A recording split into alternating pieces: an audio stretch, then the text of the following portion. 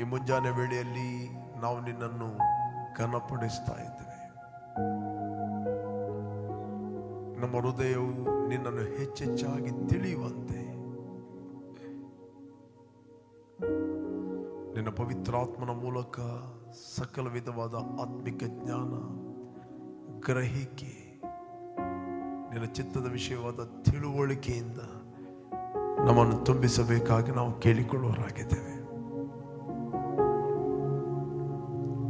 ಅದರಿಂದ ನಾವು ಆತ್ಮದಲ್ಲಿ ನಡೆಯುತ್ತೇವೆ, ಆತ್ಮದಲ್ಲಿ ನೋಡುತ್ತೇವೆ, ಆತ್ಮದಲ್ಲಿ ಕೇಳುತ್ತೇವೆ, ಆತ್ಮದಲ್ಲಿ ಇದ್ದುಕೊಂಡು ಮಾತಾಡುತ್ತೇವೆ.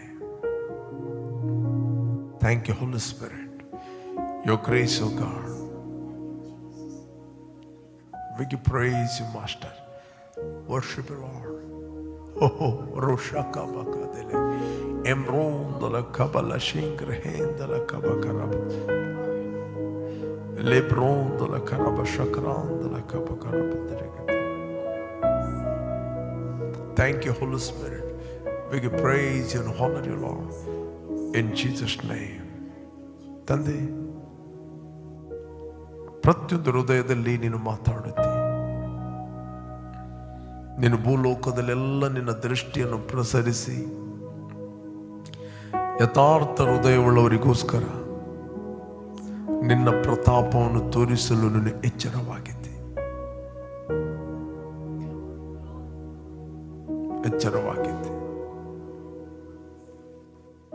I thank you, Father, your goodness, your mercy.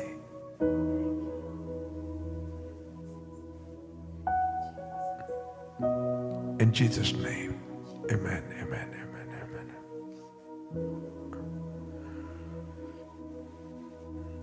Praise God. ಯೇಸು ಕ್ರಿಸ್ತನ ಹೆಸರಿನಲ್ಲಿ ನಿಮ್ಮನ್ನು ನಾನು ವಂದಿಸ್ತಾ ಇದ್ದೇನೆ. ಬನ್ನಿ, ಸ್ವಲ್ಪ ಹೊತ್ತು ನಾವು ದೇವರ ವಾಕ್ಯವನ್ನು ಧ್ಯಾನ ಮಾಡುವ.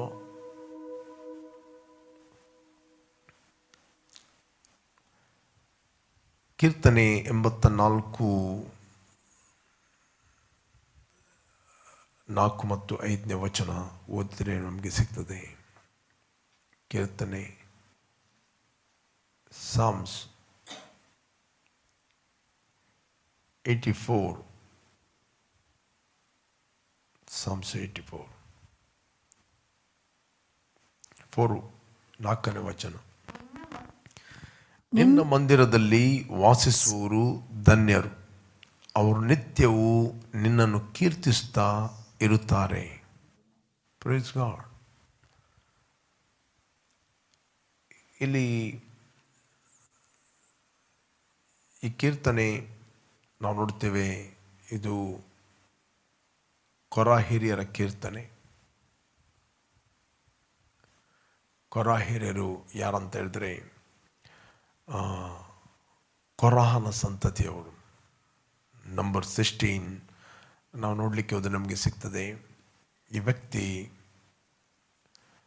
ಮೋಶೆಗೆ ತಿರುಗಿ ಬೀಳ್ತಾನೆ. ಅವನೊಟ್ಟಿಗೆ ಭೂಮಿ ಒಡೆದು ಸುಮಾರು 250 ಜನ ಸಾಯ್ತಾರೆ. ಈ ಸಂತತಿಯವರದ್ದು ಈ ಕೊರಹಿರಿಯರು ನಾವು ನೋಡ್ತೇವೆ. ಇಲ್ಲಿ ಕೊರಹಿರಿಯರು 4ನೇ ವಚನದಲ್ಲಿ ನಾವು ನೋಡ್ತೇವೆ, ನಿನ್ನ ಮಂದಿರದಲ್ಲಿ ವಾಸಿಸುವವರು ಅವರು ನಿತ್ಯವೂ ಕೀರ್ತಿಸ್ತಾ ಇರುತ್ತಾರೆ. ಇಂಗ್ಲಿಷ್ ಹೇಳಿದೆ ದೆ ಪ್ರೈಸಿಂಗ್ ಗಾಡ್, ದೆ ಪ್ರೈಸಿಂಗ್ ಗಾಡ್. ಅವರು ಯಾವಾಗಲೂ ಸ್ತುತಿಸ್ತಾರೆ. ಬಟ್ ಈ ಕೊರಹಿರಿಯನು ರೆಬೆಲಿಯನ್ ಆದರು. ಬಟ್ ಅವನ ಸಂತತಿಯವರು ದೇವರನ್ನು ಆತುಕೊಂಡರು. ಅವರಿಗೆ ಗೊತ್ತಾಯಿತು.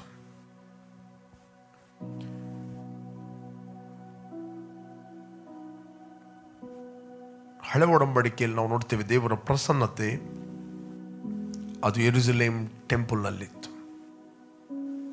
ಯೆರೂಸಲೇಮ್ ಟೆಂಪಲ್. ಅದಕ್ಕೋಸ್ಕರ ಯಹೂದ್ಯರು ಎಲ್ಲಿ ಹೋದರೂ ಅವರು ಆ ಯೆರೂಸಲೇಮ್ಗೆ ಮುಖ ಮಾಡಿ ಅವರು ಪ್ರಾರ್ಥನೆ ಮಾಡ್ತಿದ್ದರು. They are praying. ಅದಕ್ಕೋಸ್ಕರ ಈ ಕೊರಹಿರಿಯರು ಹೇಳ್ತಾರೆ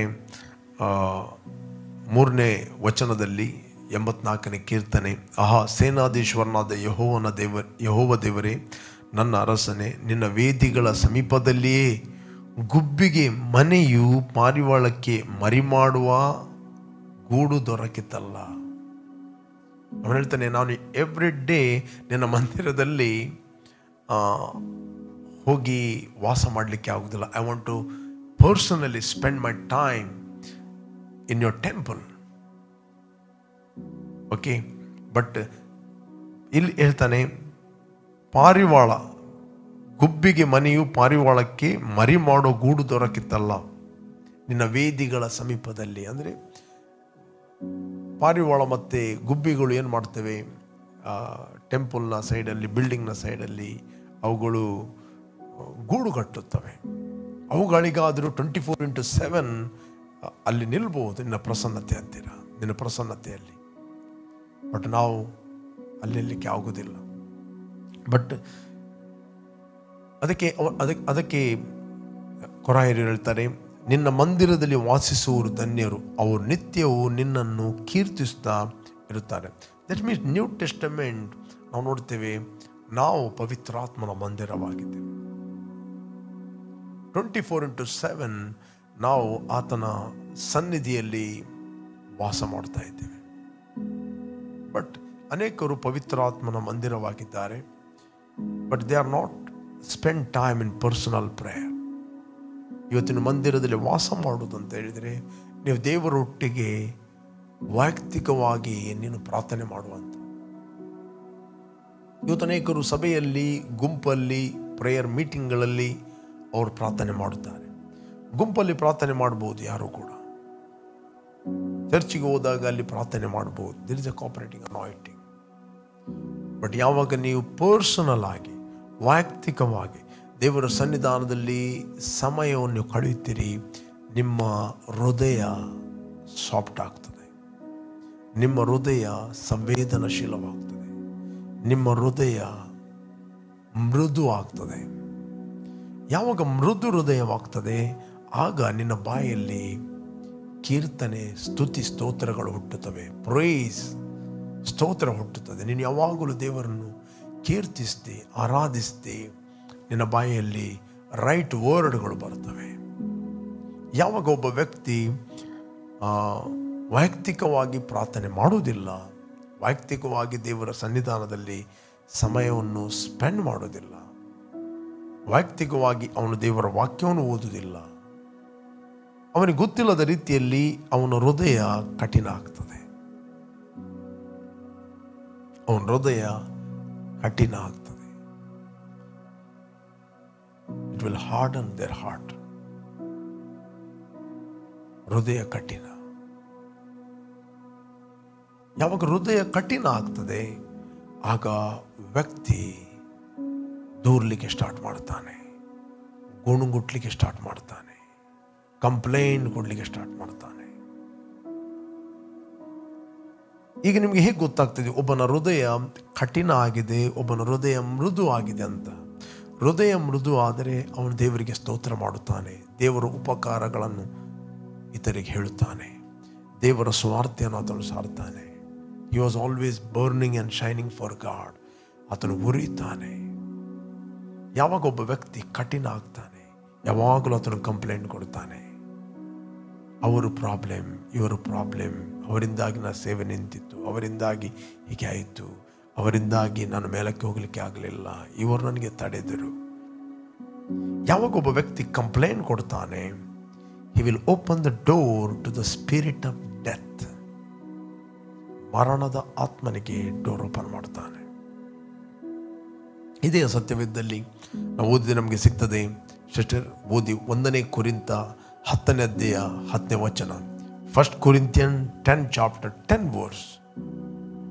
1 Corinthians 10 chapter 10 verse. ಮೆಲ್ಲ ಓದಿ. 1 ಕೊರಿಂಥ 10ನೇ ಅಧ್ಯಾಯ 10ನೇ ವಚನದಲ್ಲಿ ಓದಿ ನಮಗೆ ಸಿಗ್ತದೆ. ಯಾವಾಗ ಒಬ್ಬ ವ್ಯಕ್ತಿಯ ಹೃದಯ ಕಠಿಣ ಆಗ್ತದೆ, ಅವರು ಗುಣಗುಟ್ಲಿಕ್ಕೆ ಸ್ಟಾರ್ಟ್ ಮಾಡ್ತಾರೆ.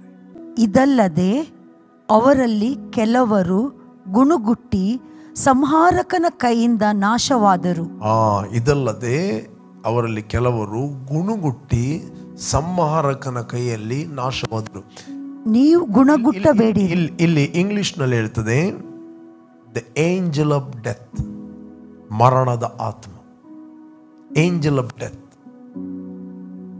ನೀನು ಚರ್ಚಿಗೆ ಹೋಗ್ಬೋದು, ರೆಗ್ಯುಲರ್ ಚರ್ಚಲ್ಲಿ ತುಂಬ ಸೇವೆ ಮಾಡಿರ್ಬೋದು, ಪೀಪಲ್ ಆರ್ ವಾಚಿಂಗ್, ನೀನು ಸೇವೆ ಮಾಡುವಂತ ನೋಡಿದ್ದಾರೆ. ಓಕೆ, ನೀನು ರೆಗ್ಯುಲರ್ ಸಭೆಗೆ ಹೋಗ್ತಾ ಇದ್ದಿ, ಸ್ಪಿರಿಟ್ ಬಿಲ್ಡ್ ಚರ್ಚಲ್ಲಿದ್ದಿ. ಯಾವ ವ್ಯಕ್ತಿ ಪರ್ಸನಲ್ ದೇವರೊಟ್ಟಿಗೆ ಸಮಯವನ್ನು ಸ್ಪೆಂಡ್ ಮಾಡೋದಿಲ್ಲ, ಅವನಿಗೆ ಆಟೋಮೆಟಿಕ್ ಆಗಿ ಈಗೋ, ಪ್ರೈಡ್ ಮತ್ತು ಗುಣಗುಟ್ಟುವಿಕೆ ಅವನ ಬಾಯಲ್ಲಿ ಹೊರಡುತ್ತದೆ. ಅದಕ್ಕೆ ಇಲ್ಲಿ 10ನೇ ಅಧ್ಯಾಯ 10ನೇ ವಚನದಲ್ಲಿ ಬರೆಯಲ್ಪಟ್ಟಿದೆ, ಅವರಲ್ಲಿ ಕೆಲವರು ಗುಣಗುಟ್ಟಿ ಸಂಹಾರಕನ ದೂತನಿಂದ ಕೊಲ್ಲಲ್ಪಟ್ಟರು. They destroyed by the destroyer ಅಂತ ಇಂಗ್ಲಿಷ್ ನಲ್ಲಿ angel. They were destroyed by the angel of death. Destroyed by the angel of death. ಇನ್ನೊಂದು translation destroyed by the destroyer. Destroyed by the they were destroyed by the destroyer. Destroyer. Okay. But ಇಲ್ಲಿ ನೀವು ಹೇಳ್ಬೋದು, pastor ಇದು ಹಳೆ ಒಡಂಬಡಿಕೆ. ಕೆಲವರು ಬಹಳ the principal is same, ಹಳೆ ಒಡಂಬಡಿಕೆ ಮತ್ತು ಹೊಸ ಒಡಂಬಡಿಕೆ. Okay, principle is same. Pastor ಇದು ಹಳೆ ಒಡಂಬಡಿಕೆ, ಇದು ಹೊಸ ಒಡಂಬಡಿಕೆ ಅಲ್ಲ. ಮುಂದೆ ಕಂಟಿನ್ಯೂಷನ್ ಓದಿ. ಅಲ್ಲಿ ಅವರಿಗೆ ಸಂಭವಿಸಿದ ಈ ಸಂಗತಿಗಳು ನಿದರ್ಶನ ರೂಪವಾಗಿ ಮತ್ತು ಯುಗದ ಅಂತ್ಯಕ್ಕೆ ಬಂದಿರುವವರಾದ ನಮಗೆ ಬುದ್ಧಿವಾದಗಳಾಗಿ ಬರೆದಿದೆ. ಇದು ನ್ಯೂ ಟೆಸ್ಟಮೆಂಟ್ ವ್ಯಕ್ತಿಗಳಿಗೆ ಬರೆಯಲ್ಪಟ್ಟಿದೆ. ಓಕೆ, ಹಳೆ ಒಡಂಬಡಿಕೆಯನ್ನು ಹೊಸ ಒಡಂಬಡಿಕೆಯ ಬೆಳಕಿನಲ್ಲಿ ನಾವು ನೋಡಬೇಕು. The principle same. ಹಳೆ ಒಡಂಬಡಿಕೆ ಸಹ ಬಿತ್ತುತ್ತಾ ಇದ್ದರು, ಕೊಯ್ತಾ ಇದ್ರು. ಹೊಸ ಒಡಂಬಡಿಕೆ ಬಿತ್ತುದು ಕೊಯ್ಯುವುದು ನಿಯಮ, ಅದು ಚೇಂಜ್ ಆಗುವುದಿಲ್ಲ. ಕೆಲವೊಂದು ಪ್ರಿನ್ಸಿಪಲ್ ಚೇಂಜ್ ಆಗುವುದಿಲ್ಲ. ಬಟ್ ಯಾವ ವ್ಯಕ್ತಿ ದೇವರೊಟ್ಟಿಗೆ ಸಮಯವನ್ನು ಸ್ಪೆಂಡ್ ಮಾಡೋದಿಲ್ಲ, ವೈಯಕ್ತಿಕ ಪ್ರಾರ್ಥನೆ ಮಾಡೋದಿಲ್ಲ, ಬೇರೆ ಕೆಲಸಗಳಲ್ಲಿ ಬ್ಯುಸಿ ಆಗ್ತಾನೆ, ನೋ ಡಿಸಿಪ್ಲಿನ್, ಒಂದು ವ್ಯವಸ್ಥಿತವಾದ ಒಂದು ಡಿಸಿಪ್ಲಿನ್, ಶಿಸ್ತಿನ ಒಂದು ಪ್ರಾರ್ಥನೆ ನಿಮ್ಮದು ಇಲ್ಲ ಅಂತ ಹೇಳಿದರೆ, ನಿಮಗೆ ಗೊತ್ತಿಲ್ಲದ ರೀತಿಯಲ್ಲಿ ನಿಮ್ಮ ಹೃದಯ ಕಠಿಣ ಆಗ್ತದೆ. ನೀವು ದೇವರ ಮೂವ್ಗೆ, ದೇವರ ಒಂದು ರಿವೈವಲ್ಗೆ ನೀನೊಬ್ಬ ಹಿಂಡರೆನ್ಸ್ ಆದ ವ್ಯಕ್ತಿ. ನೀನು ಅಡ್ಡಿ ಆಗುವ ವ್ಯಕ್ತಿ. ಒಂದು ಫ್ಲೋ ಹೋಗುವ ನೀರಿಗೆ ನೀನು ಕಲ್ಲಿರುವ ವ್ಯಕ್ತಿ. ಮೇ ಬಿ ನೀನು ಅನೇಕ ವರ್ಷ ಪರ್ಸನಲ್ ಪ್ರೇಯರ್ ಮಾಡಿರ್ಬೋದು, ಅನೇಕ ಗಂಟೆಗಟ್ಟಲೆ ಮಾಡಿರ್ಬೋದು. ಅದರ ಅರ್ಥ ನಾನು ಇಷ್ಟು ವರ್ಷ ಊಟ ಮಾಡಿದೆ, 4 ದಿನದ ಊಟ ಮಾಡೋದ್ರಿಂದ ನಾನು ಸಾಹಿತ್ಯನ ಅಂತ ಹೇಳ್ಬೋದು, ಹೇಳಿದ ಹಾಗೆ ನೀನು. ಬಟ್ ಹೇಗೆ ನೀನು ಊಟ ಎವ್ರಿ ಡೇ ನಿನ್ನನ್ನು ಫಿಸಿಕಲಿ ಜೀವಂತವಾಗಿ ಇಡ್ತದೋ, ಅದೇ ರೀತಿ ಆತ್ಮಿಕ ನಿನ್ನ ವೈಯಕ್ತಿಕವಾದ ಸಂಬಂಧ, ವೈಯಕ್ತಿಕವಾಗಿ ದೇವರೊಟ್ಟಿಗೆ ನೀನು ಸಮಯವನ್ನು ಕಳೆಯುವಂಥದ್ದು ನಿನ್ನ ಹೃದಯವನ್ನು ಮೃದು ಮಾಡುತ್ತದೆ. ಒಂದು ಸಾಫ್ಟ್ ಹೃದಯ ಇರುವುದಾದರೆ ನಿನ್ನ ಬಾಯಲ್ಲಿ ಸ್ತೋತ್ರ ಹುಟ್ಟುತ್ತದೆ, ಸ್ತುತಿ ಸ್ತೋತ್ರಗಳು ಉಂಟಾಗುತ್ತದೆ. ನೀನು ದೇವರನ್ನು ಘನಪಡಿಸ್ತಿ, ನೀನು ದೇವರನ್ನು ಆರಾಧಿಸ್ತಿ. ನಿನ್ನ ಬಾಯಲ್ಲಿ ಯಾವಾಗಲೂ ಆತನ ಉಪಕಾರಗಳು ನಿನ್ನ ಬಾಯಲ್ಲಿ ಹೊರಡುತ್ತವೆ. Praise god. ದೇವರು ನಿನಗೆ ಏನು ಉಪಕಾರ ಮಾಡಿದ್ದಾನೆ? ನಿನ್ನನ್ನು ಮರಣದಿಂದ ಪಾರು ಮಾಡಿ ಜೀವಕ್ಕೆ ಸೇರಿಸಿದ್ದಾನೆ, ನಿನಗೆ ರಕ್ಷಣೆಯನ್ನು ಕೊಟ್ಟಿದ್ದಾನೆ, ಕುಟುಂಬವನ್ನು ಕೊಟ್ಟಿದ್ದಾನೆ, ಮಕ್ಕಳನ್ನು ಕೊಟ್ಟಿದ್ದಾನೆ, ಸೇವೆಯನ್ನು ಕೊಟ್ಟಿದ್ದಾನೆ. Always you are thankful. ನೀನು ಯಾವಾಗಲೂ ಥ್ಯಾಂಕ್ಫುಲ್ ಆಗಿರುತ್ತೆ. ಯಾವಾಗಲೂ ಏಳುವಾಗ, ಹೋಗುವಾಗ, ಮಲಗುವಾಗ ನೀನು ಯಾವಾಗಲೂ ನಿನ್ನ ಹಾರ್ಟ್ ಥ್ಯಾಂಕ್ಫುಲ್ ಆಗಿರ್ತದೆ. ಅಪೊಸ್ತಲ ಪೌಲ ಹೇಳ್ತಾನೆ, ಅವರೆಲ್ಲರಿಗಿಂತಲೂ ನಾನು ಹೆಚ್ಚಾಗಿ ಪ್ರಯಾಸಪಟ್ಟೆನು, ಬಟ್ ಪ್ರಯಾಸಪಟ್ಟದ್ದು ನಾನಲ್ಲ, ನನ್ನೊಂದಿಗಿರುವ ಆತನ ಕೃಪೆ. It's the grace of god is magnifying the grace of god. ಆದರೆ ದೇವರ ಕೃಪೆಯನ್ನು ಎತ್ತುತ್ತಾನೆ. ಮಾಡಿದ್ದು ನಾನಲ್ಲ, ಅದು ಆತನ ಕೃಪೆ.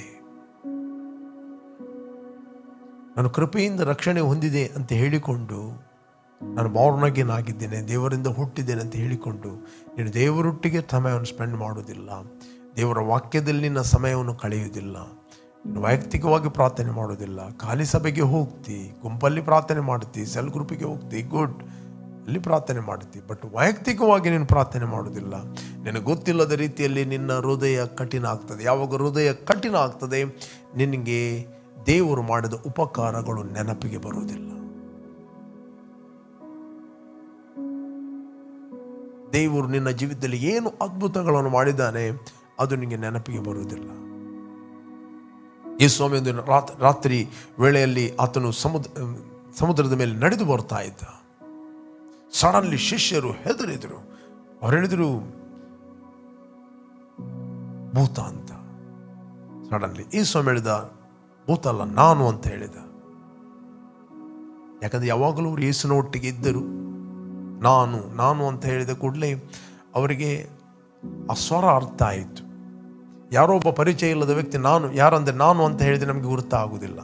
ದಿನಾಲು ಮಾತಾಡುವ ವ್ಯಕ್ತಿ ನಾನು ಅಂತ ಹೇಳಿದರೆ ಅವನ ಸ್ವರದಲ್ಲಿ ನಾವು ರೆಕಗ್ನೈಸ್ ಮಾಡಿದ್ದೇವೆ, ಇವನಿಂತಾನೇ ವ್ಯಕ್ತಿ ಅಂತ. ಓಕೆ, ಇಂಥದ್ದೇ ವ್ಯಕ್ತಿ ಅಂತ ನಾವು ಓದಿ ನಮಗೆ ಸಿಗ್ತದೆ. ಮಾರ್ಕನು ಬರೆದ ಸುವಾರ್ತೆಯಲ್ಲಿ 6ನೇ ಅಧ್ಯಾಯ 48ನೇ ವಚನದಿಂದ ಓದಿ ನಮಗೆ ಸಿಗ್ತದೆ. Mark chapter 6, 48, 49, 50, 51, 52. ಯೇಸು ಒಬ್ಬನೇ ದಡದಲ್ಲಿದ್ದನು. ಎದುರುಗಾಳಿ ಬೀಸುತ್ತಿದ್ದರಿಂದ ಶಿಷ್ಯರು ಹುಟ್ಟು ಹಾಕಿ ಒದ್ದಾಡುವುದನ್ನು ಆತನು ಕಂಡು ಹೆಚ್ಚು ಕಡಿಮೆ ರಾತ್ರಿ 4ನೇ ಜಾವದಲ್ಲಿ ಸಮುದ್ರದ ಮೇಲೆ ನಡೆದು ಅವರ ಕಡೆಗೆ ಬಂದು ಅವರನ್ನು ದಾಟಿ ಮುಂದಕ್ಕೆ ಹೋಗಬೇಕೆಂದಿದ್ದನು. ಸಮುದ್ರದ ಮೇಲೆ ನಡೆಯುವ ಆತನನ್ನು ಅವರು ಕಂಡು ಭೂತವೆಂದು ಭಾವಿಸಿ ಅಬ್ಬರಿಸಿ ಕೂಗಿದರು. ಅವರೆಲ್ಲರೂ ಆತನನ್ನು ನೋಡಿ ತತ್ತರಿಸಿದರು. ಆತನು ಕೂಡಲೇ ಅವರನ್ನು ಮಾತಾಡಿಸಿ ಅವರಿಗೆ ಧೈರ್ಯವಾಗಿರಿ, ನಾನು ಅಂಜಬೇಡಿರಿ ಅಂದ್ರೆ ಯೇಸು ಅಂತ ಹೇಳಲಿಲ್ಲ, ಅವನ ಹೆಸರು ಹೇಳಲಿಲ್ಲ. ನಾನು ಅಂತ ಹೇಳಿದಾಗ ಇಮ್ಮಿಡಿಯೇಟ್ಲಿ ಗ್ರಹಿಸಿದರು. Okay, next. ತರುವಾಯ ಆತನು ದೋಣಿಯನ್ನು ಹತ್ತಿ ಅವರ ಬಳಿಗೆ ಬಂದ ಮೇಲೆ ಗಾಳಿ ನಿಂತು ಹೋಯಿತು. ಆಗ ಅವರು ತಮ್ಮೊಳಗೆ ಬಹಳವಾಗಿ ಬೆರಗಾದರು. ಅಂದ್ರೆ ಆಶ್ಚರ್ಯಪಟ್ಟರು. ಯಾಕೆಂದರೆ ಅವರು ರೊಟ್ಟಿಯ ವಿಷಯವಾದ ಮಹತ್ ಕಾರ್ಯವನ್ನು ಗ್ರಹಿಸಲಿಲ್ಲ. ಅವರ ಮನಸ್ಸು ಕಲ್ಲಾಗಿತ್ತು. ಅವರ ಮನಸ್ಸು ಕಠಿಣವಾಗಿತ್ತು. ಒಬ್ಬ ಕಠಿಣ ಹೃದಯ ಯಾವಾಗ ಆಗ್ತದೆ, ದೇವರು ಮಾಡಿದ ಉಪಕಾರಗಳನ್ನು ನೀನು ಎಲ್ಲಿಂದ ಬಿದ್ದಿದ್ದಿ, ಎಲ್ಲಿಂದ ಎತ್ತಲ್ಪಟ್ಟಿದ್ದಿ, ಏನು ದೇವರನ್ನ ಎತ್ತಿದ್ದಾನೆ ಮರೆತು ಬಿಡುತ್ತೆ. ಯಾವಾಗೊಬ್ಬ ಹೃದಯ ಕಠಿಣ ಆಯ್ತಂತ ಹೇಳಿದಾಗ ನಿನ್ನ ಜೀವಿತದಲ್ಲಿ ದೇವರು ಮಾಡಿದ ಎಲ್ಲ ಉಪಕಾರಗಳು ಮರೆತಿ ಗುಣಗುಟ್ಲಿಕ್ಕೆ ಸ್ಟಾರ್ಟ್ ಮಾಡುತ್ತೆ. ಯಾವಾಗ ನೀನು ಗುಣಗುಟ್ಟುತ್ತಿ ಆಗ ನೀನು ಸಂಹಾರಕನ ಕೈಗೆ ನಿನ್ನನ್ನು ಒಪ್ಪಿಸಿಕೊಡುತ್ತಿ. The angel of death, the ego, pride, ಅದು ಬರ್ತದೆ. ದೇವರು ಯಾವುದಕ್ಕೆ ನಿನ್ನನ್ನು ಕರೆಯುವುದಿಲ್ಲವೋ ಅದನ್ನು ನೀನು ಮಾಡಲಿಕ್ಕೆ ಸ್ಟಾರ್ಟ್ ಮಾಡುತ್ತೆ. You will do what God has not called you. ನಿನ್ನ ಯಾವುದಕ್ಕೆ ದೇವರು ಕರೀಲಿಲ್ಲವೋ ಅದನ್ನು ಮಾಡುತ್ತೆ. ಪ್ರೇರೆ, ಅವರ ಹೃದಯ ಬೈಬಲ್ ಹೇಳ್ತದೆ ಕಠಿಣ ಆಗಿತ್ತು. ಯಾಕೆ ಕಠಿಣ ಆಗಿತ್ತು? ಅವರ ರೊಟ್ಟಿಯ ವಿಷಯವನ್ನು ಗ್ರಹಿಸಲಿಲ್ಲ. ಯಾಕೆ ಗ್ರಹಿಸಲಿಲ್ಲ? ಅವರ ಹೃದಯ ಕಠಿಣವಾಗಿತ್ತು. ಸ್ವಾಮಿ ಅವರ ಮುಂದೆ ಅದ್ಭುತಗಳನ್ನು ಮಾಡಿದ. ಯಾವಾಗ ನಾವು ವೈಯಕ್ತಿಕವಾಗಿ ನಾವು ಪ್ರಾರ್ಥನೆ ಮಾಡುತ್ತೇವೆ, ವೈಯಕ್ತಿಕವಾಗಿ ದೇವರ ಸನ್ನಿಧಾನದಲ್ಲಿ ಸಮಯವನ್ನು ಕಳೆಯುತ್ತೇವೆ, ಆಗ ಆಟೋಮೆಟಿಕ್ ಆಗಿ ನಮ್ಮ ಹೃದಯದಲ್ಲಿ ದೇವರ ಉಪಕಾರಗಳು ಬರುತ್ತವೆ. ನಾವು ಕೀರ್ತಿಸಲಿಕ್ಕೆ ಸ್ಟಾರ್ಟ್ ಮಾಡ್ತೇವೆ. ಇಲ್ಲಿ ಆಸಪ್ಪನ ಕೀರ್ತನೆಯಲ್ಲಿ ನಾವು ಓದಿದೆವು, ನಿನ್ನ ಮಂದಿರದಲ್ಲಿ ವಾಸಿಸುವವರು ಧನ್ಯರು. ಅಂದರೆ ವಾಸಿಸುವವರು ಧನ್ಯರಂತ ಹೇಳಿದರೆ ನಾವು ಪರ್ಸನಲ್ ಪ್ರೇಯರ್ ಮಾಡುವ. ಅಂದರೆ ಹಳೆ ಒಡಂಬಡಿಕೆಯಲ್ಲಿ ಅವರು ಯಾವಾಗಲೂ ಮಂದಿರಕ್ಕೆ ಹೋಗಲಿಕ್ಕೆ ಆಗ್ತಿರ್ಲಿಲ್ಲ. ಅಲ್ಲಿ 24/7 ಮಂದಿರಕ್ಕೆ ಹೋಗಲಿಕ್ಕೆ ಆಗ್ತಿರ್ಲಿಲ್ಲ. ಬಟ್ ಮಂದಿರಕ್ಕೆ ಮುಖ ಮಾಡಿ ಅವರು ಪ್ರಾರ್ಥನೆ ಮಾಡ್ತಿದ್ದರು. ಯೆರೂಸಲೇಮ್ ದೇವಾಲಯದಲ್ಲಿ ಮಾತ್ರ ದೇವರ ಪ್ರಸನ್ನತೆ ಇತ್ತು. ಥ್ಯಾಂಕ್ ಗಾಡ್, ಹೊಸ ಒಡಂಬಡಿಕೆಯಲ್ಲಿ ಆತನ ಪ್ರಸನ್ನತೆ ನಮ್ಮ ಒಳಗಿದೆ. ಆ ಪ್ರಸನ್ನತೆಯನ್ನು ನಾವು ಅನುಭವಿಸಬೇಕಂದ್ರೆ ನಾವು ವೈಯಕ್ತಿಕವಾಗಿ ದೇವರೊಟ್ಟಿಗೆ ಸ್ಪೆಂಡ್ ಮಾಡೋದು ನಾವು ಆತನ ಮಂದಿರದಲ್ಲಿದ್ದಾಗ, ಆತನೊಟ್ಟಿಗೆ ನಾವು ಸಮಯವನ್ನು ಸ್ಪೆಂಡ್ ಮಾಡೋದು. ಇವತ್ತು ಅನೇಕರಿಗೆ ವೈಯಕ್ತಿಕವಾಗಿ ಪ್ರಾರ್ಥನೆ ಮಾಡಲಿಕ್ಕೆ ಆಗುವುದಿಲ್ಲ, ಯಾಕಂದರೆ ಇಡೀ ದಿನ ಅವರು ಮೊಬೈಲಲ್ಲಿ ಇರ್ತಾರೆ, ಮೆಸೇಜಲ್ಲಿ ಇರ್ತಾರೆ. ಓಕೆ, ಅನೇಕ ಸಂಗತಿಗಳು ಅವರನ್ನು ಡಿಸ್ಟ್ರಾಕ್ಷನಿಗೆ ಅಂದರೆ ಗಲಿಬಿಲಿಗೆ ನಡೆಸ್ತದೆ. ಅವ್ರು ಟ್ರೈ ಮಾಡ್ತಾರೆ 1 ಗಂಟೆ ಪ್ರಾರ್ಥನೆ ಮಾಡಬೇಕಂತ. ಪ್ರಾರ್ಥನೆ ಮಾಡುವಾಗ ಅವ್ರು ಅನ್ನಿಸ್ತಾರೆ 20 ನಿಮಿಷ ಆಯ್ತಂತ, ಆದದ್ದು 3 ನಿಮಿಷ.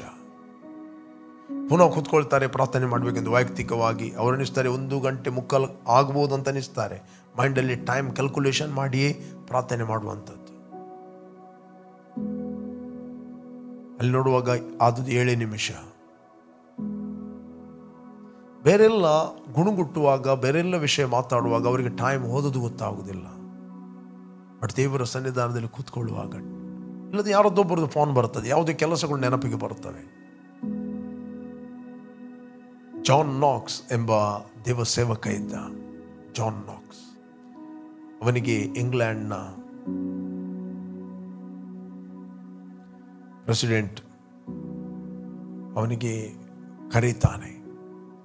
ಅವನು ಪ್ರಾರ್ಥನೆ ಮಾಡುವಾಗ ಒಬ್ಬ ಸೋಲ್ಜರ್ ಅಲ್ಲಿ ಬಾಗಿಲು ತಟ್ತಾನೆ, ನಿನಗೆ ಪ್ರೆಸಿಡೆಂಟ್ ಕರೆದಿದ್ದಾನೆ ಅಂತ. ಅದಕ್ಕೆ ಜಾನ್ ನಾಕ್ಸ್ ಹೇಳ್ತಾನೆ, ಈಗ ನನ್ನ ಸಮಯ ಭೂಮಿ ಆಕಾಶಗಳನ್ನು ಯೂನಿವರ್ಸನ್ನು ಉಂಟು ಮಾಡಿದಂಥ ರಾಜಾದಿರಾಜನ ಹತ್ರ ಮಾತಾಡುವ ಸಮಯ. ಆತನ ಹತ್ರ ಮಾತಾಡ್ತಾ ಇದ್ದೇನೆ, ಈಗ ನನಗೆ ಆಗುವುದಿಲ್ಲ ಬರಲಿಕ್ಕೆ. ಈ ವ್ಯಕ್ತಿ ದೇವರಿಗೆ ಪ್ರಥಮ ಸ್ಥಾನ ಕೊಟ್ಟ. ಯಾಕೆ? ಅಲ್ಲಿ ಆಸಾಫನ ಕೀರ್ತನೆ ಅಲ್ಲಿ ಕೊರಾಯರ ಕೀರ್ತನೆ ಅಲ್ಲಿ ಹೇಳ್ತದೆ, ನಿನ್ನಲ್ಲಿ ಬಲವನ್ನು ಹೊಂದುವ ಮನುಷ್ಯರು ಧನ್ಯರು. ನಿನ್ನಲ್ಲಿ ಬಲವನ್ನು ಹೊಂದುವ ಜನರು ಧನ್ಯರು. ದೇವರು ಯಾರಿಗೆ ಬಲವಾಗಿದ್ದಾನೋ, he is a blessed man. Whose strength is Lord, he is a blessed man. English ನಲ್ಲಿ ಓದಿ ಆ ವಚನವನ್ನು. Blessed and greatly favored is the man. Blessed and greatly favored. Whose strength is the man whose strength is in you. Oh, whose strength is in you. Whose heart are the highways to Zion. ಅವರ ಹೃದಯ ಯಾವಾಗಲೂ ನಿನಗೋಸ್ಕರ expectation, desire ಅಲ್ಲಿ ಇರ್ತದೆ. Okay,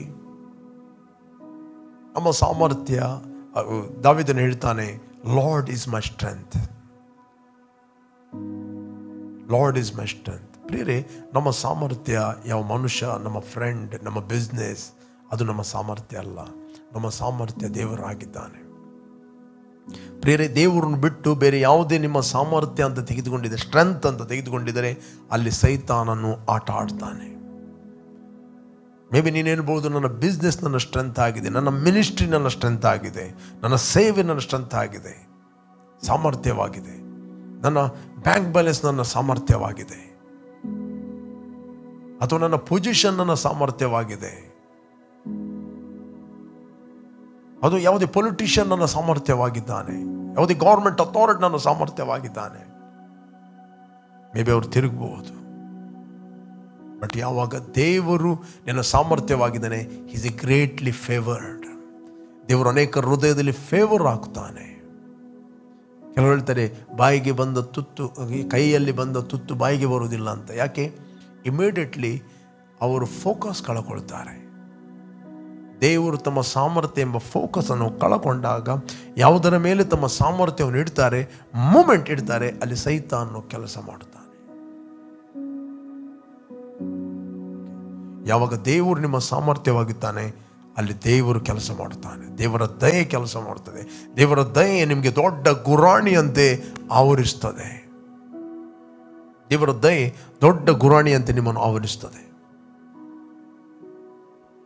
praise God. ದೇವರ ಕೃಪೆ ನಿನಗೆ ದೊಡ್ಡ ಗುರಾಣಿ ಅಂತ ಆವರಿಸ್ತದೆ. ನಿನ್ನ ಕುಟುಂಬಕ್ಕೆ ಆವರಿಸ್ತದೆ, ನಿಮ್ಮ ಮಕ್ಕಳಿಗೆ ಆವರಿಸ್ತದೆ, ನೀನು ಮಾಡುತ್ತಿರೋ ಕರ್ತನ ಸೇವೆಗೆ ದೇವರ ದಯೆ ಆವರಿಸ್ತದೆ. ದೇವರ ಕರುಣೆ ಆವರಿಸ್ತದೆ, ದೇವರ ಸಮಾಧಾನ ಆವರಿಸ್ತದೆ. ನಿನ್ನ ಮಕ್ಕಳಲ್ಲಿ, ನಿನ್ನ ದಾಂಪತ್ಯ ಜೀವಿತದಲ್ಲಿ ಯಾವಾಗ ದೇವರು ನಿನ್ನ ಸಾಮರ್ಥ್ಯವನ್ನಾಗಿ ಮಾಡುತ್ತೆ. Lord is my strength, not man is my strength. Okay, ಒಂದು ಲೆವೆಲಲ್ಲಿ ಬೆಳೆಯುತ್ತಿರುವಾಗ ಏನು ಇಲ್ಲದ ಸಂದರ್ಭದಲ್ಲಿ ಅವರು ದೇವರನ್ನು ಸಾಮರ್ಥ್ಯವಾಗಿ ಮಾಡಿಕೊಳ್ತಾರೆ. ಸಡನ್ಲಿ ಹಣ ಬಂತು, ಮಿನಿಸ್ಟ್ರಿ ಗ್ರೋ ಆಯಿತು, ಏನೇ ಆದಾಗ, ಅಥವಾ ಬಿಸ್ನೆಸ್ ಆಯಿತು, ಒಳ್ಳೆ ಪೊಸಿಷನ್ ಸಿಕ್ಕಿತ್ತು, ಅವರು ದೇವರನ್ನು ಮರೀತಾರೆ. ಆ ಒಂದು ಪೊಸಿಷನನ್ನು, ಆ ಒಂದು ಹಣವನ್ನು, ಆ ಒಂದು ಬಿಸ್ನೆಸ್ಸನ್ನು ತಮ್ಮ ಸಾಮರ್ಥ್ಯವಾಗಿ ತೆಗೆದುಕೊಳ್ತಾರೆ. ಅವ್ರಿಗೆ ಗೊತ್ತೇ ಆಗೋದಿಲ್ಲ ಕೊಲ್ಯಾಪ್ಸ್ ಆದದ್ದು, ಅವ್ರಿಗೆ ಗೊತ್ತೇ ಆಗುವುದಿಲ್ಲ ಅದು ಬಿದ್ದು ಹೋದದ್ದು. ಭೂಲೋಕದಲ್ಲಿ ಐಶ್ವರ್ಯವುಳ್ಳವರು ಅಸ್ಥಿರವಾದ ಐಶ್ವರ್ಯದ ಮೇಲೆ ನಂಬಿಕೆಯನ್ನು ಇಡದೆ ನಮ್ಮ ಅನುಭವಗೋಸ್ಕರ ಎಲ್ಲವನ್ನು ಹೇರಳವಾಗಿ ದಯಪಾಲಿಸುವ ದೇವರ ಮೇಲೆ ನಿರೀಕ್ಷೆ ಇಡಬೇಕೆಂದು ಬೋಧಿಸು.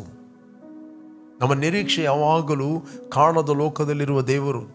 ಇನ್ನು ಎಷ್ಟೇ ದೊಡ್ಡ IT ಕಂಪನಿಯಲ್ಲಿ ಇರ್ಬೋದು, ನಿನಗೆ ಕೆಲಸ ಮಾಡಲು ಸಾಮರ್ಥ್ಯ ಕೊಟ್ಟಾತನು ದೇವರು, ಫೇವರ್ ಕೊಟ್ಟಾತನು ದೇವರು. ಬಟ್ ದೇವರು ನೀನು ಸಾಮರ್ಥ್ಯ ಮಾಡಿಕೊಂಡರೆ ನಿನಗೋಸ್ಕರ ಎಲ್ಲ ಕಂಪನಿ ಬಂದಾದರೂ ನಿನಗೆ ಕೆಲಸಕ್ಕೆ ಕೊರತೆ ಇರುವುದಿಲ್ಲ. ನಿನ್ನ ಎಜುಕೇಷನ್, ನಿನ್ನ ಪಾಸ್ಟ್ ಎಕ್ಸ್ಪೀರಿಯನ್ಸ್, ನಿನ್ನ ಪೊಸಿಷನ್ನ ಮೇಲೆ ನಂಬಿಕೆ ಇಟ್ಟುಕೊಂಡು ನಿನಗೆ ದೇವರೊಟ್ಟಿಗೆ ಸಮಯ ಕಳೀಲಿಕ್ಕೆ ಸಮಯ ಇಲ್ಲ ಅಂತ ಹೇಳಿದ್ರೆ ಒಂದು ದಿನ ಕಣ್ಣೀರು ಹಾಕುವ ಸಮಯ ಬರುತ್ತದೆ. ಬೈಬಲ್ ಹೇಳ್ತದೆ, ಮನುಷ್ಯರ ಮೇಲೆ ಭರವಸೆ ಇಡುವವನು, ಮನುಷ್ಯರನ್ನು ತಮ್ಮ ಸಾಮರ್ಥ್ಯ ಭುಜಬಲವೆಂದು ತಿಳಿದುಕೊಳ್ಳುವವನು ಶಾಪಗ್ರಸ್ತ. ಅವನು ಬೆಂಗಾಡಿನಲ್ಲಿ ಬೆಳೆದ ಚೌಲು ನೆಲಕ್ಕೆ ಸಮಾನನು. ಬಟ್ ಯಾವನು ದೇವರಲ್ಲಿ ತನ್ನ ಭರವಸವಿಟ್ಟಿದ್ದಾನೋ, ಬೈಬಲ್ ಹೇಳ್ತದೆ, ಅವರೇ ಧನ್ಯರು. ಅವರು ನೀರಾವರಿಯಲ್ಲಿ ಬೆಳೆದ ಮರದಂತೆ ತಕ್ಕ ಕಾಲದಲ್ಲಿ ಅವರು ಫಲ ಕೊಡುತ್ತಾರೆ. ದೇ ವಿಲ್ ಬೇರ್ ಫ್ರೂಟ್ ಇನ್ ಸೀಸನ್. ತಕ್ಕ ಕಾಲದಲ್ಲಿ ಅವರು ಫಲ ಕೊಡುತ್ತಾರೆ. ಪ್ರಿಯರೇ, ನಾನು ನಿಮಗೆ ಎನ್ಕರೇಜ್ ಮಾಡುತ್ತೇನೆ, ಯಾರನ್ನು ವೀಕ್ಷಿಸ್ತಾ ಇದ್ದೀರಿ, ನೀವು ವೈಯಕ್ತಿಕವಾಗಿ ಪ್ರಾರ್ಥನೆಯಲ್ಲಿ ಸಮಯ ಕಳೆಯಿರಿ. ನೀವು ವೈಯಕ್ತಿಕವಾಗಿ ನೀವು ಪ್ರಾರ್ಥನೆಯಲ್ಲಿ ಕಳೀತೀರಿ, ಅನ್ಯ ಭಾಷೆಯಲ್ಲಿ ಮಾತಾಡ್ತೀರಿ, you will be in the rest. God is settling things in the realm of the spirit. ದೇವರು ಆತ್ಮಿಕ ಲೋಕದಲ್ಲಿ ಅನೇಕ ಸಂಗತಿಗಳನ್ನು ನಿಮಗೆ ಸೆಟಲ್ ಮಾಡುತ್ತಾನೆ. ರೆಸ್ಟ್ ಅಂತ ಹೇಳಿದ್ರೆ ಜ್ಯೂಸ್ ಕುಡಿದು ರಿಫ್ರೆಶ್, ಆ ರೆಸ್ಟ್ ಅಲ್ಲ. ರೆಸ್ಟ್ ಅಂತ ಹೇಳಿದರೆ ಆತ್ಮಿಕ ಲೋಕದಲ್ಲಿ ದೇವರು ಸೆಟಲ್ ಮಾಡುವಂಥದ್ದು. ಆತ್ಮಿಕ ಲೋಕದಲ್ಲಿ ಸೆಟಲ್ ಆಗೋದಿಲ್ಲ ಅಂತ ಹೇಳಿದ್ರೆ, ನ್ಯಾಚುರಲ್ ವರ್ಲ್ಡ್ ಅಲ್ಲಿ ದುರಾತ್ಮಗಳು ನಿನ್ನನ್ನು ಬ್ಯುಸಿ ಇಡ್ಲಿಕ್ಕೆ ಪರಿಸ್ಥಿತಿಗಳನ್ನು ತರ್ತವೆ. You will been busy.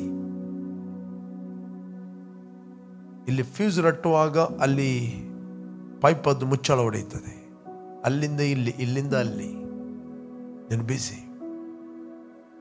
But ಯಾವಾಗ ನೀವು ರೆಸ್ಟಲ್ಲಿರುತ್ತೆ, ದೇವರು ಸೆಟಲ್ ಮಾಡ್ತಾನೆ. ನಿನ್ನ ಎಲ್ಲ ಸಿಚುವೇಶನ್ಗಳು ದೇವರು ಕಂಟ್ರೋಲ್ ಮಾಡ್ತಾನೆ. Praise God. ಫ್ಯೂಸಿನ ಹತ್ತಿರ ಒಂದು ದೇವದೂತನ ಇಡ್ತಾನೆ, ಪೈಪಿನ ಹತ್ತಿರ ಒಂದು ದೇವದೂತನ ಇಡ್ತಾನೆ. That is called rest. ಇವತ್ತು ಅನೇಕರು ತುಂಬ ಬ್ಯುಸಿ ಯಾಕೆ ಬ್ಯುಸಿ ಅಂತ ಹೇಳಿದರೆ, ಅವರು ವೈಯಕ್ತಿಕವಾಗಿ ಪ್ರಾರ್ಥನೆ ಮಾಡೋದಿಲ್ಲ. ಸ್ಪೆಷಲಿ ನೀವು ಅನ್ಯ ಭಾಷೆ ವರ ಇದೆ ಅಂತ ಹೇಳಿದರೆ ನೀವು ಪ್ರಾರ್ಥನೆ ಮಾಡಿ. ಇಲ್ಲ ಅಂತ ಹೇಳಿದರೆ ಆ ವರವನ್ನು ಡಿಸೈರ್ ಮಾಡಿ. God is going to give everyone. ಯಾರ್ಯಾರದ್ದು ಸುಳ್ಳು ಕೇಳಿಬಿಟ್ರೆ ದೇವರು ಎಲ್ಲರಿಗೂ ಕೊಡೋದಿಲ್ಲ ಅಂತ, ಎಲ್ಲರಿಗೂ ಕೊಡ್ತಾನೆ. ಓಕೆ, ಎಲ್ಲರಿಗೂ ಕೊಡ್ತಾನೆ. ಇಫ್ ಯು ಆರ್ ವಿಲ್ಲಿಂಗ್, ಆತನು ನಿಮಗಿಂತ ಹೆಚ್ಚಾಗಿ ಆಸಕ್ತಿ ಉಳ್ಳನಾಗಿದ್ದಾನೆ. ಬೈಬಲ್ ಹೇಳ್ತದೆ, ಕೆಟ್ಟವರಾದ ನೀವು ನಿಮ್ಮ ಮಕ್ಕಳಿಗೆ ಒಳ್ಳೆಯ ಪದಾರ್ಥಗಳನ್ನು ಕೊಡಲಿಕ್ಕೆ ಗೊತ್ತಿದ್ದರೆ ಒಳ್ಳೆಯವನಾಗಿರುವ ಪರಲೋಕದ ತಂದೆ ಎಷ್ಟೋ ಹೆಚ್ಚಾಗಿ ಪವಿತ್ರಾತ್ಮನನ್ನು, ಆತನ ವರಗಳನ್ನು ನಿಮಗೆ ಕೊಡುವುದಿಲ್ಲ. ಇಲ್ಲಿ ಎರಡು ತಂದೆ ಇದ್ದಾರೆ, ಒಂದು ಕೆಟ್ಟ ತಂದೆ, ಇನ್ನೊಂದು ಒಳ್ಳೆಯ ತಂದೆ. ಕೆಟ್ಟ ತಂದೆ ಕೂಡ ತನ್ನ ಮಕ್ಕಳಿಗೆ ಒಳ್ಳೆಯದನ್ನು ಕೊಡ್ತಾನೆ. ಹಾಗಾದರೆ ಒಳ್ಳೆಯವನಾಗಿರುವ ಪರಲೋಕ ತಂದೆ ನಿಮಗೆ ಎಷ್ಟೋ ಹೆಚ್ಚಾಗಿ ಪವಿತ್ರಾತ್ಮನನ್ನು, ಆತನ ವರಗಳನ್ನು ಕೊಡುವುದಿಲ್ಲ ಅಂತ ಹೇಳಿದಾನ, ಕೊಡ್ತಾನೆ. ಬಟ್ ಪ್ರಾಬ್ಲಮ್ ಏನಂತ ಹೇಳಿದರೆ, ಆತ್ಮಿಕ ಕೆಲವೊಮ್ಮೆ ಮುಚ್ಚಳ ಹಾಕಿ ಕೂತ್ಕೊಳ್ತಾರೆ. ಕಿವುಡುತನ. ಯೇಸು ಹೇಳಿದ 8:43 ವಚನದಲ್ಲಿ, ನಿಮಗೆ ನನ್ನ ಬೋಧನೆಯು ಅರ್ಥವಾಗದೇ ಇರುವುದಕ್ಕೆ ಕಾರಣವೇನು? ನನ್ನ ಬೋಧನೆಗೆ ಕಿವಿ ಕೊಡಲಾಗದಿರುವುದೇ ಕಾರಣ. You are not able to listen my speech. You are not able to listen because your spiritual ears are deaf. Amplified ವರ್ಷನಲ್ಲಿ ಹೇಳ್ತದೆ, ನಿಮ್ಮ ಆತ್ಮಿಕ ಕಿವಿಗಳು ಕಿವುಡಾಗಿದೆ. ಅದಕ್ಕೋಸ್ಕರ ವಾಕ್ಯವನ್ನು ಹೊರಗಿನ ಮನುಷ್ಯನಿಗೆ ತೆಗೆದುಕೊಳ್ತೀರಿ, ಒಳಗಿನ ಮನುಷ್ಯನಿಗೆ ತೆಗೆದುಕೊಳ್ಳುವುದಿಲ್ಲ. Man is A spirit. ಮನುಷ್ಯನು ಆತ್ಮಸ್ವರೂಪಿಯಾಗಿದ್ದಾನೆ. ಅವನಿಗೆ ಒಂದು ಪ್ರಾಣ ಇದೆ. ಶರೀರ ಎಂಬ ಮನೆಯಲ್ಲಿ ಆತನು ವಾಸ ಮಾಡುತ್ತಾ ಇದ್ದಾನೆ. ಯಾವಾಗ ನೀವು ವಾಕ್ಯವನ್ನು ಕೇಳುತ್ತೀರಿ, ನಿಮ್ಮ ಆತ್ಮದ ಒಳಗೆ ಅದು ಪ್ರವೇಶಿಸ್ತದೆ. ಯಾವಾಗ ನೀವು ಪರ್ಸನಲ್ ಆಗಿ ವೈಯಕ್ತಿಕವಾಗಿ ಪ್ರಾರ್ಥನೆ ಕಳೀತೀರಿ, ನಿಮ್ಮ ಮನೋನೇತ್ರಗಳು ಬೆಳಗುತ್ತವೆ. ನೀವು ನೋಡುವ ದೃಷ್ಟಿ ಬದಲಾಗುತ್ತದೆ. ನಿಮ್ಮ ಹೊರಗಿನ ಕಣ್ಣುಗಳಿಂದ ನೀವು ನೋಡುವುದನ್ನು ಸ್ಟಾಪ್ ಮಾಡ್ತೀರಿ, ಒಳಗಿನ ಕಣ್ಣುಗಳನ್ನು ನೋಡ್ತೀರಿ. ಹೊರಗಿನ ಕಣ್ಣುಗಳಲ್ಲಿ ರೋಗ ಕಾಣ್ಬೋದು, ಒಳಗಿನ ಕಣ್ಣುಗಳಲ್ಲಿ ಆರೋಗ್ಯವನ್ನು ಕಾಣುತ್ತೀರಿ.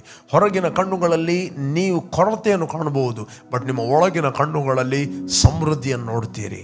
ನಿಮ್ಮ ಹೊರಗಿನ ಕಣ್ಣುಗಳಲ್ಲಿ ಪರಿಸ್ಥಿತಿಗಳನ್ನು ಕಾಣಬಹುದು, ಒಳಗಿನ ಕಣ್ಣುಗಳಲ್ಲಿ ನಿಮ್ಮ ಸೊಲ್ಯೂಷನ್ ಅನ್ನು ನೀವು ಕಾಣುತ್ತೀರಿ.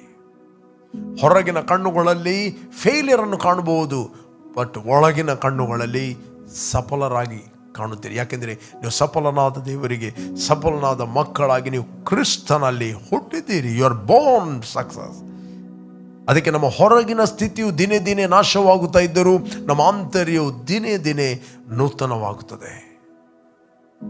ಇವನ್ though our outward man perish, but inward man renewed day by day. ನೀವು ಕಾಣುವಂಥದ್ದು ಅದು ಟೆಂಪರರಿ, ಕಾಣದಿರುವಂಥದ್ದು ಅದು ಶಾಶ್ವತವಾದದ್ದು. ಕಾಣದಿರುವಂಥದ್ದು ಶಾಶ್ವತವಾದದ್ದು. That is eternal. Your health is eternal. Your joy is eternal. Eternal life is eternal. ನಿತ್ಯ ಜೀವ ಅದು ನಿತ್ಯತ್ವಕ್ಕೆ. ಓಕೆ, ನೀವು ವೈಯಕ್ತಿಕವಾಗಿ ಪ್ರಾರ್ಥನೆಯಲ್ಲಿ ಸಮಯವನ್ನು ಸ್ಪೆಂಡ್ ಮಾಡಿದಾಗ ಹೇಳ್ತೆ, ಯು ವಿಲ್ ಅವಾಯ್ಡ್ ಟೆಂಪ್ಟೇಷನ್. ಈ ಸ್ವಾಮಿ ಹೇಳಿದವ, ಶೋಧನೆಗೆ ಒಳಗಾಗದಂತೆ ಎಚ್ಚರವಾಗಿದ್ದು ಒಂದು ಗಳಿಗೆ ಆದರೂ ಪ್ರಾರ್ಥನೆ ಮಾಡಲಾರಿರ. ಮನಸ್ಸು ಸಿದ್ಧವಾಗಿದೆ, ಶರೀರಕ್ಕೆ ಬಲ ಸಾಲದು. ಇಂಗ್ಲಿಷಲ್ಲಿ the spirit is willing, flesh is weak ಅಂತ. Spirit is willing. your spirit is willing to pray, but your flesh is desiring to sleep. ನಿಮ್ಮ ಶರೀರ ನಿದ್ರೆಯನ್ನು ಬಯಸುತ್ತದೆ. ಯಾವಾಗ ನೀವು ವೈಯಕ್ತಿಕವಾಗಿ ಪ್ರಾರ್ಥನೆಯನ್ನು ಮೇಂಟೈನ್ ಮಾಡುತ್ತೀರಿ, ನಿಮ್ಮ ಒಳಗಿನ ಮನುಷ್ಯ ಹೊರಗಿನ ಮನುಷ್ಯನನ್ನು ರಿಮೋಟ್ ಕಂಟ್ರೋಲ್ ಮಾಡಿದಾಗೆ ಕಂಟ್ರೋಲ್ ಮಾಡುತ್ತಾನೆ. ನೀವು ಹೇಳಿದ ಹಾಗೆ ಹೊರಗಿನ ಮನುಷ್ಯ ಕೇಳ್ತಾನೆ. ಯಾವಾಗ ನೀವು ಒಳಗಿನ ಮನುಷ್ಯನನ್ನು ಬಲಪಡಿಸಿದರೆ, ನೀವು ಒಳಗಿನ ಮನುಷ್ಯನನ್ನು ಬಲಪಡಿಸ್ತಿಲ್ಲ ಅಂತ ಹೇಳಿದರೆ, ನೀವು ಹೊರಗಿನ ಮನುಷ್ಯ ಏನು ಹೇಳ್ತಾನೆ ಅದನ್ನು ನೀವು ಕೇಳುತ್ತೀರಿ. ನೀವು ಒಳಗಿನ ಮನುಷ್ಯನನ್ನು ಬಲಪಡಿಸಿದರೆ, ಹೊರಗಿನ ಮನುಷ್ಯನನ್ನು ಡಿಸಿಪ್ಲಿನ್ ಮಾಡುತ್ತೀರಿ. ಅಪೊಸ್ತಲ ಪೌಲ ಹೇಳ್ತಾನೆ, I discipline my body and bring it my subjection. 1 Corinthians 9:27, 9:27 I discipline my body and bring it my subjection. Discipline ಏನು? ವೈಯಕ್ತಿಕವಾಗಿ 4 ಗಂಟೆ ಪ್ರಾರ್ಥನೆ ಮಾಡಲಿಕ್ಕೆ ಡಿಸಿಪ್ಲಿನ್ ಮಾಡ್ತೀರಿ. ಸಮಯ ಸಿಕ್ಕಿದಾಗ ಅಂತ ಹೇಳುವುದಿಲ್ಲ. That is your discipline. ಅದಕ್ಕೆ ನಿಮ್ಮ ಬಾಡಿ ಸೆಟ್ ಆಗ್ತದೆ. 1-2-3 ದಿನ ಅಲಾರ್ಮ್ ಹಾಕಬೇಕು, 4ನೇ ದಿನ ಅಲಾರ್ಮ್ ಹಾಕಬೇಕಾಗಿಲ್ಲ. ನಿಮ್ಮ ಬಾಡಿ ತನ್ನಷ್ಟಕ್ಕೆ ಹೇಳ್ತದೆ. ಯಾಕೆ? ನಿಮ್ಮ ದೇಹ ಹೇಳ್ತದೆ, ಟ್ರೈನ್ ಮಾಡುತ್ತೀರಿ.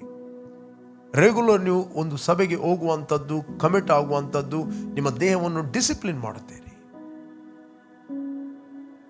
ಬಾಡಿ ಹೇಳ್ತದೆ, ಇವತ್ತು ಆನ್ಲೈನಲ್ಲಿ ನೋಡುವ, ಮನೆಯಲ್ಲಿ ಹೋಗುವ, ಒಂದು ಹತ್ತಿರ ಸಭೆಗೆ ಹೋಗುವ. ನೋ, ಬಟ್ ನಿನಗೆ ಎಂಬುದೊಂದು ಮನೆ ಇರ್ತದೆ. ಆ ಮನೆಯಲ್ಲಿ ನೀನು ಬೆಳೆಯುತ್ತಿ. ಆ ಮನೆಯಲ್ಲಿ ನಿನಗೊಂದು ಪಾರ್ಟ್ ಇರ್ತದೆ. Praise God. ನಿನಗೊಂದು ಪಾರ್ಟ್ ಇರ್ತದೆ. ಅಲ್ಲಿ ನೀನು ಬೆಳೆಯುತ್ತಿ. You will be a great blessing. ನೀನೊಂದು ಉತ್ತಮವಾದ ಪಾತ್ರೆ ಆಗುತ್ತೆ. ಓಕೆ ಪ್ರೇರೆ, ಎಲ್ಲಿಂದ ನೀವು ವೀಕ್ಷಿಸ್ತಾ ಇದ್ದೀರಿ, ನಾನು ನಿಮಗೋಸ್ಕರ ಎನ್ಕರೇಜ್ ಮಾಡ್ತೇನೆ. ನೀವಿಷ್ಟರಿಗೆ ಯೇಸುವನ್ನು ರಕ್ಷಕನು ಒಡೆಯನೆಂದು ಅಂಗೀಕಾರ ಮಾಡದಿದ್ದರೆ ನಿಮ್ಮ ಹೃದಯದಲ್ಲಿ ಆತನು ಕರೆಯಿರಿ. ನೆಕ್ಸ್ಟ್ ನಾವು ಕೆಲವೊಂದು ಪ್ರಾರ್ಥನೆಗಳನ್ನು ಮಾಡಲಿಕ್ಕಿದ್ದೇವೆ. ನಾವು ಪ್ರಾರ್ಥನೆ ಮಾಡುವ. ಪುನಃ ನಾನು ನಿಮ್ಗೆ ಎನ್ಕರೇಜ್ ಮಾಡ್ತೇನೆ, ಯಾರು ನೀವು ವೈಯಕ್ತಿಕವಾಗಿ ಪ್ರಾರ್ಥನೆ ಮಾಡೋದಿಲ್ಲ, ಇವತ್ತಿನಿಂದ ಪ್ರಾರ್ಥನೆ ಮಾಡಿರಿ. ಬೆಳಿಗ್ಗೆ ಬೇಗ ಹೇಳಿರಿ, 5 o'clock ಅಥವಾ 4 o'clock ಹೇಳಿ, 4 ಗಂಟೆಗೆ ಹೇಳಿ, ಬೇಗ ಮಲಗಿ. ಮೊಬೈಲ್ದು ಯಾವತ್ತೂ ಡಿಸ್ಟರ್ಬೆನ್ಸ್ ಇರೋದಿಲ್ಲ, ಯಾರ ಮೆಸೇಜ್ ಬರೋದಿಲ್ಲ ನಿಮಗೆ. ಆಗ ಉತ್ತಮವಾದ ಸಮಯ 4 ಗಂಟೆಯಿಂದ 6-7 ಗಂಟೆವರೆಗೆ ಒಳ್ಳೆ ಮಾಡಿ ಒಂದು 3 hours ನೀವು ದೇವರ ಸನ್ನಿಧಾನ ಸ್ಪೆಂಡ್ ಮಾಡ್ಬೋದು. ನಾನು ಹೇಳ್ತೇನೆ, ನಿಮ್ಮ ಜೀವಿತ ಇದ್ದ ಹಾಗಿರುವುದಿಲ್ಲ. ಆತನು ಸ್ತುತಿ ಸ್ತೋತ್ರಗಳ ಮಧ್ಯದಲ್ಲಿ ಸಿಂಹಾಸನ ರೂಢನಾಗಿದ್ದಾನೆ. ಯಾರು ಸ್ತುತಿ ಯಜ್ಞಗಳನ್ನು ಆತನಿಗೆ ಸಮರ್ಪಿಸ್ತಾರೋ ಅವರೇ ಆತನನ್ನು ಗೌರವಿಸ್ತಾರೆ. ಅವರಿಗೆ ಆತನು ವಿಶೇಷವಾದ ರಕ್ಷಣೆಯನ್ನು ತೋರಿಸ್ತಾನೆ. ವಿಶೇಷವಾದ ರಕ್ಷಣೆ. ಸಂಹಾರಕ ದೂತನು ಹತ್ತಿರ ಬರುವುದಿಲ್ಲ, ಸ್ಪಿರಿಟ್ ಆಫ್ ಡೆತ್ ಹತ್ತಿರ ಬರುವುದಿಲ್ಲ. You are surrounded by angels. ನೀವು ದೇವದೂತರಿಂದ ಆವರಿಸಲ್ಪಡುತ್ತೀರಿ. Let's pray. ನಾವು ಪ್ರಾರ್ಥನೆ ಮಾಡುವ. ಯಾರು ಫಸ್ಟ್ ಟೈಮ್ ವೀಕ್ಷಿಸ್ತಾ ಇದ್ದೀರಿ, ಯೇಸುವನ್ನು ಅಂಗೀಕಾರ ಮಾಡಲಿಲ್ಲ, ಇದು ನಿಮ್ಮ ಸಮಯ. ನಿಮ್ಮ ಹೃದಯದಲ್ಲಿ ಯೇಸುವನ್ನು ಕರೆಯಿರಿ. Thank you father. ತಂದೆ, ಭೂಮಿ ಆಕಾಶಗಳನ್ನು ಉಂಟು ಮಾಡಿದ ಸರ್ವಶಕ್ತನಾದ ನನ್ನ ತಂದೆ, ನೀನು ನಮ್ಮ ಮೇಲೆ ಪ್ರೀತಿ ಮಾಡಿ ನಿನ್ನ ಒಬ್ಬನೇ ಮಗನಾದ ಯೇಸುವನ್ನು ನಮಗೋಸ್ಕರ ಕಳಿಸ್ತಿ. ಆತ ನಮಗೋಸ್ಕರ ಕ್ರೂಜೆಯಲ್ಲಿ ಸತ್ತು ರಕ್ತವನ್ನು ಸುರಿಸಿ ಹೂಣಲ್ಪಟ್ಟು 3ನೇ ದಿನ ಸತ್ತವರ ಒಳಗಿಂದ ಎದ್ದು ಬಂದನೆಂದು ನಾವು ನಮ್ಮ ಹೃದಯದಲ್ಲಿ ನಂಬುತ್ತೇವೆ, ಬಾಯಲ್ಲಿ ನಾವು ಅರಿಕೆ ಮಾಡುತ್ತೇವೆ, ಯೇಸುವೆ ನಮ್ಮ ಕರ್ತನೆಂದು. Thank you Lord your grace. Thank you Lord your anointing. Thank you Lord your protection of God. ಮರಣದಿಂದ ಪಾರಾಗಿ ನಾವು ಜೀವಕ್ಕೆ ಸೇರಿದ್ದೇವೆ. ನೀನು ವಾಗ್ದಾನ ಮಾಡಿದ ಪವಿತ್ರಾತ್ಮ ವರವನ್ನು ನಂಬಿಕೆಯ ಮೂಲಕ ನಾವು ಹೊಂದುತ್ತೇವೆ. ತಂದೆ, ಎಲ್ಲ ಘನತೆ ನಿನಗೆ ಸಲ್ಲಿಸ್ತೇವೆ. ಯೇಸು ನಾಮದಲ್ಲಿ ತಂದೆ, ಆಮೆನ್.